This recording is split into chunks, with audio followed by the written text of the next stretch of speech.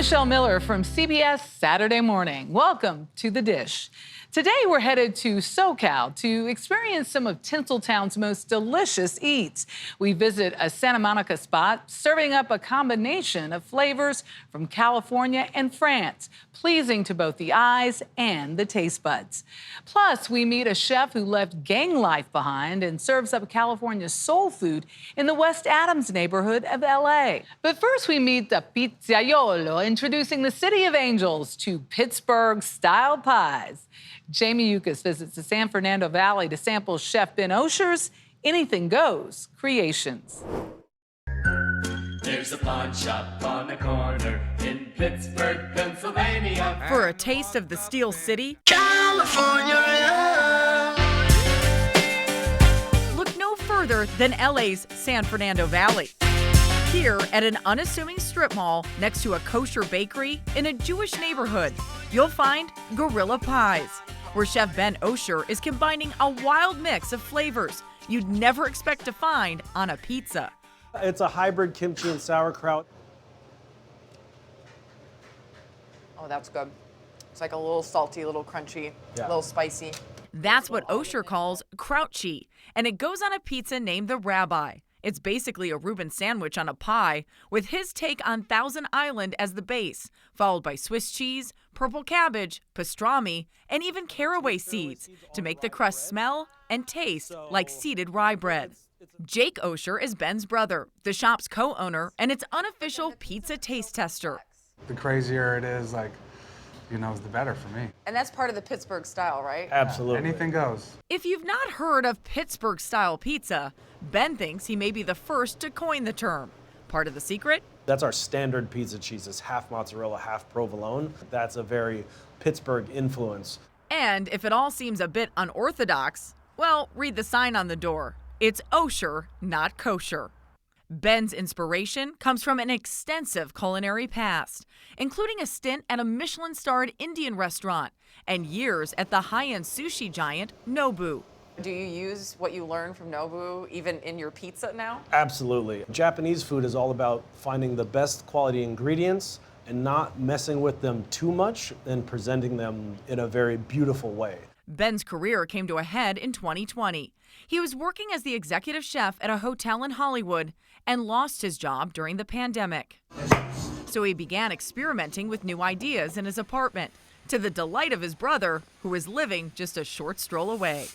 We got cauliflower pork belly, classic margarita. It was pretty complicated and the pizzas didn't even fit in my oven. I didn't mind.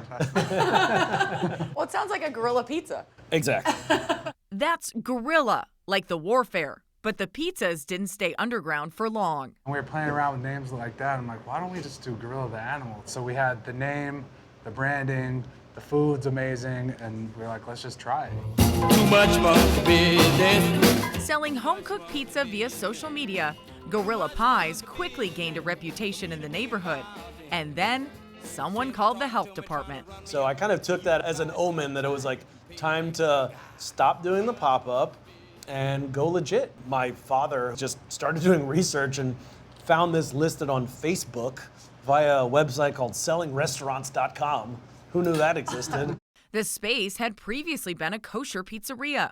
And though that's no longer the case, Ben told us maintaining the spot's Jewish identity is a point of pride. Tell me about that picture in front of you. So to our best knowledge, it is 1920 Toledo, Ohio, and we think due to the apples on the table that it's Rosh Hashanah. Ah, And the baby, that's my great aunt. wow. And I love this guy. He's my favorite. Do you know who he is? A relative, an uncle.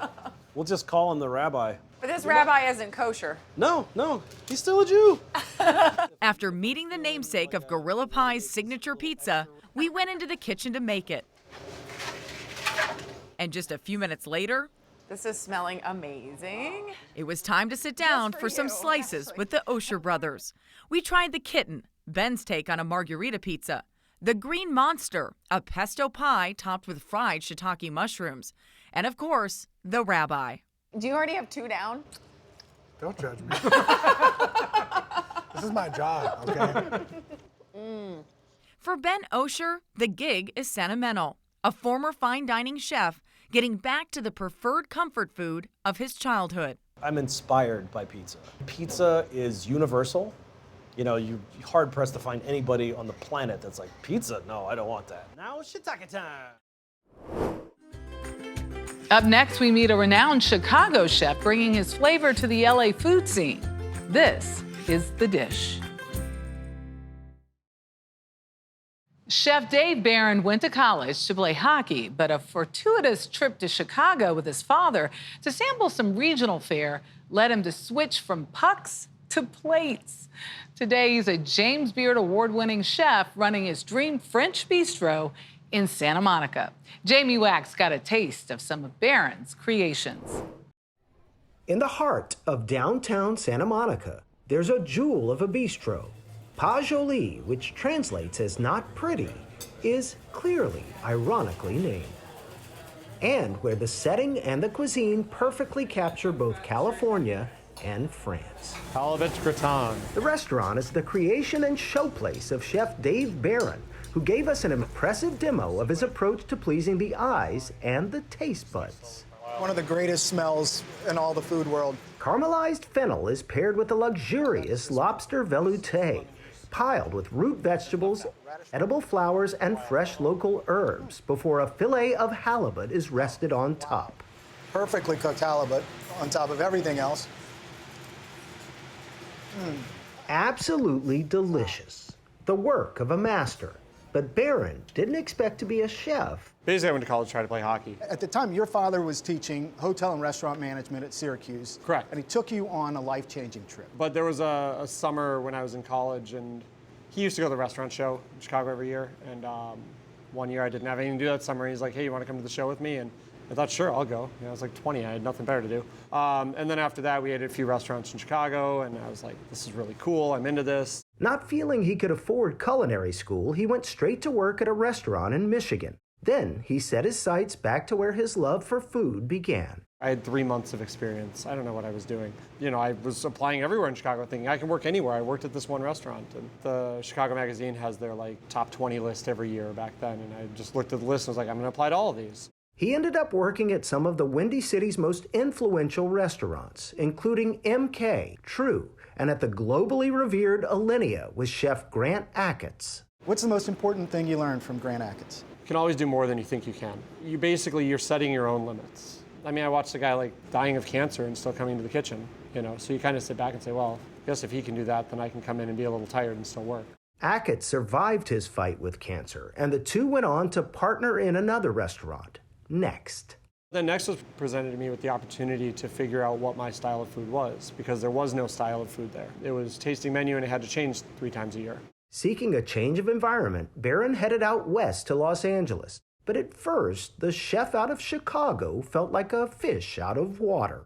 The first few visits, I was just like, why am I here? This city's terrible. And then the more I started spending time here, the more I realized you get back what you invest out of LA. And you can have a great dining city, but it's only supported with great diners. And as I started looking around here, I started seeing people really being engaged in dining. And that's a really magical point in a city. Barron became a part of that magical point with his beloved LA pop-up Dialogue, which led him to the opportunity to open his dream bistro. That better restaurant now turns out some of the most innovative takes on French cuisine around, like their beet salad. It's roasted beets and carrots. There's a goat cheese spuma under there, foam. That is not at all a typical beet salad. Gnocchi with bay scallops, English peas, pea tendrils, and pea blossom. This looks like a California farmer's market in a bowl, right? Right? That is a really special dish. And something Pas Joli is best known for, their duck dishes. First up, duck roulette. Duck slowly roasted and preserved in its own drippings, then transformed into a decadent, spreadable appetizer.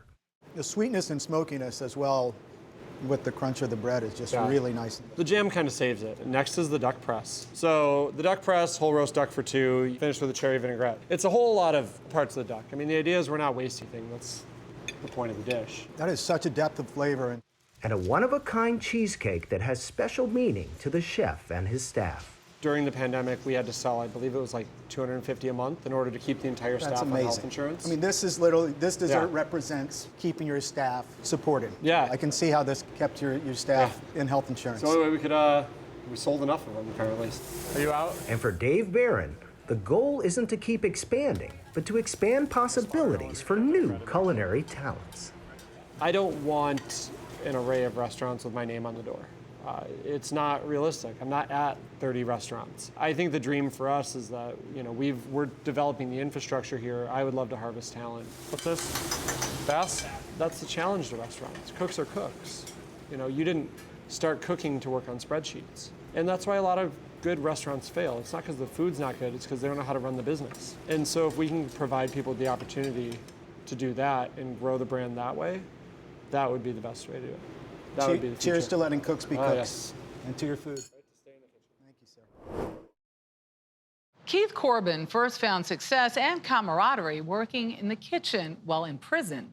Now he combines fresh California produce with Southern soul for a menu inspired by his grandmother's cooking. But the former gang member hasn't forgotten where he's from, going out of his way to hire and train staff from less affluent neighborhoods like where he grew up in Watts, South Los Angeles. Chef Corbin rewalks those streets with Lilia Luciano. Keith Corbin is one of the country's most acclaimed new chefs. Got you. And the creative force behind Alta in West Adams, Los Angeles.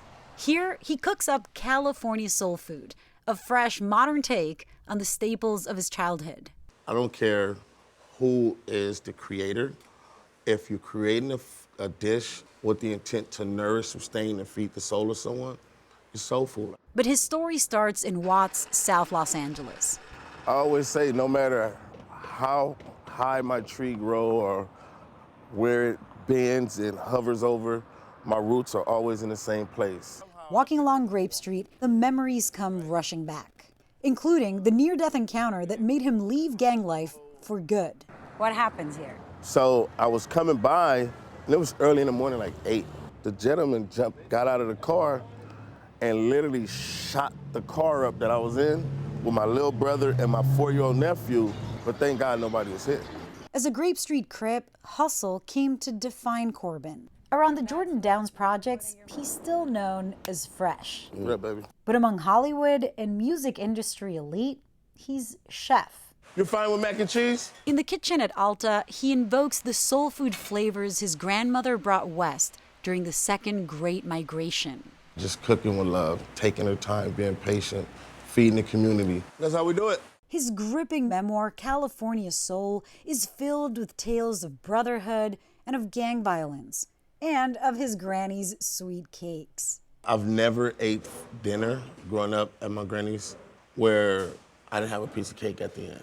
This is where I spent all my days. I used to sit in and sell drugs out to get through school. Corbin spent almost a decade in and out of prison. I came home from prison the first time. I seen my peers having things that they had that I felt that I deserved. So I jumped back in the game. And it was in prison where he excelled and built community working in kitchens. So when a restaurant opportunity came in, I got a call from my mother, boy, you better get over here, they hiring. Acclaimed chefs Daniel Patterson and Roy Choi brought local to the food desert of Watts to feed and empower locals. A concept to bring food from the philosophy and ideology of a chef to underserved communities, food deserts, to bring up good quality food at affordable prices. It eventually shut down, but after spending years perfecting his skills, Corbin eventually partnered with Patterson to open Alta. Prison cooking didn't prepare me for this. Cooking drugs didn't prepare me for this. Though it pays off on every single plate. I have to start with the thing that takes me back home, Okay. the red beans. It's good, right? That's that love, see? Okay, so what goes into this? Just garlic, onion, chili flake, and smoke oil. Even his gumbo is a fresh reinvention and the heart of his culinary point of view, combining California produce with Southern soul. Where you want to go? I'm gonna go for the gumbo. Right here you So have delicious. squash, you have corn, you have sweet peppers, You have a little kale. At Alta, he met his wife, Renee. What was it like for you to read California Soul? Oh, that's a hard question. When I read those pages, I lived that story with him. He says she saved him from his last great demon, addiction. It was also healing because, to see how much we've overcome together. Looking back, Corbin says his journey is not his alone. He sees it as a blueprint for others. I don't hire from Cologne Blue. I hire from the projects. We have a high turnover rate, yes. And it takes a lot of time and patience to train these people that have never had a job before. And it's like, if we don't do it, who will? Nobody. The most important thing, or the most powerful thing you could do, is to do it over and over, to say, I'm here. That's it. Not quitting on you. Yeah. Despite the risks, he keeps coming back, sharing the stories, and importantly, the dishes. I'm no expert, but this is perfection. After the break, we meet a chef who's cooked up comfort food favorites on both coasts.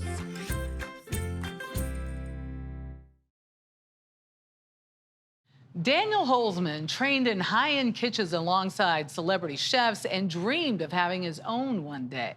But it turns out he's more interested in crafting accessible eats rather than gourmet feats his friends and family couldn't afford.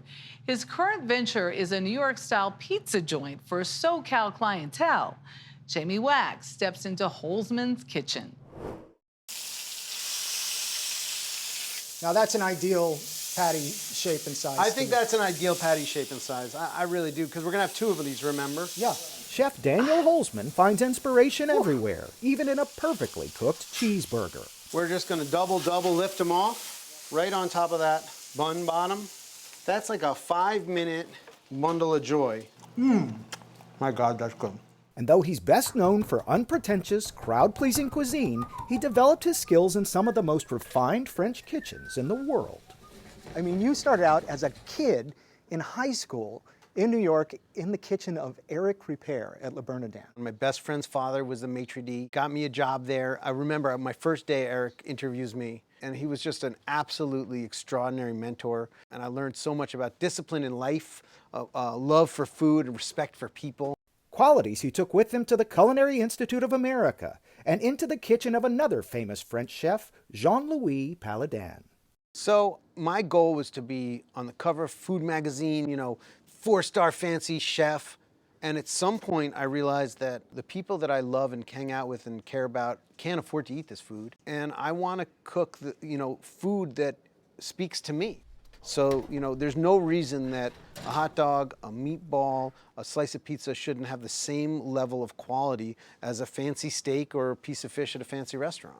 In 2010, a life-changing opportunity presented itself. You were out west and you get a call. How did the meatball shop start? So my best friend, Michael Chernow, he calls me up. He says, I want to open this restaurant. I want you to be the chef. And at the time, I had not intended to move back to New York at all. The meatball shop was exactly that moment when we said, we're going to give up our goal of being fancy chefs, our goal of being in magazines, and we're just going to try and give something back to the community and maybe open a restaurant that speaks to us. Holzman grew up in New York City. His first love for cooking came from inside his home. My mom was a fantastic cook, and anything I was interested in, she was cooking with me. We were making pasta hanging off of the backs of chairs together and, to dry, and making pizzas and breads at home. Do you mind grabbing me a rack of dough, bud? So it's no surprise that all these years later, he's making pizza again, this time in LA, at his place Danny Boy's famous original pizza, a venture inspired by him and his wife. We were sitting on the couch and we had had a few drinks the night before, and we're thinking, what are we craving? A slice of pizza. And there's so much great pizza in Los Angeles, but there wasn't an example of that childhood memory of great New York style pizza that satisfies your soul in a way that nothing else can, right? And so that's what we set out to do, open a great New York style pizzeria, nothing more. We sampled some of the dishes and lessons, starting with his signature pork meatballs. The amount of spice and cheese to meat to breading in this is always what I find so perfect about your meatballs. The texture is just fantastic. I feel like folks, you know, they think meat's the most expensive, meat's the best, so I'm going to put a lot of meat in there. And it's counterintuitive, but the more bread, the more filler, kind of the better. Other dishes included spaghetti aglio olio. Excellent, simple ingredients. The brightness and the fresh flavor of the finer olive oil you use, as you say, as the sauce, basically. It's garlic and it's excellent olive oil and cheese. Crispy roasted Brussels sprouts. Brussels sprouts have very little sugar, and so you can really cook them until they're almost burnt, and it brings out the sweetness. Whole salt roasted onions. The sharpness you get in an onion comes from sulfur, and when you cook the onion, the sulfur dissipates and you're left with the sweetness. And for dessert, classic chocolate chip cookies. How's it going, guys? What can I get for you? And though he still has plenty of questions, Daniel Holzman just might have found the answer to what brings him satisfaction in life. Right now I'm making pizza and it's making me happy. I know it's a crazy thing to say, but I go in there every day, I stretch pies, I put the sauce on there, I watch the cheese melt, I feed it to people, it makes them happy. It sounds very pure.